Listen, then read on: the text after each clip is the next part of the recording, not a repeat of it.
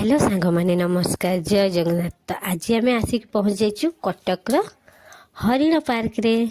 तो जेजेंकर भारी इच्छा था गाँव आसते जेहेतु बुलाबुली करने भारी मन था।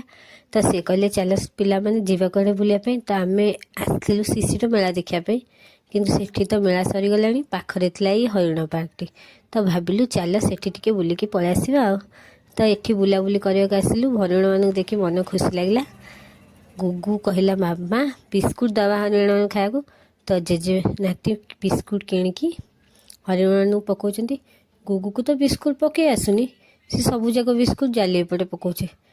तो ये जाली एपट को बिस्कुट खाया गोटे हरिण चली आसी। तो यही भाव में किसी बुलाबुली करके घर को फेरिलु।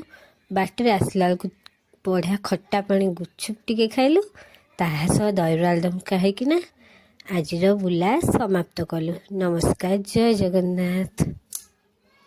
एतिकी आमर आज मिनी ब्लॉग टी।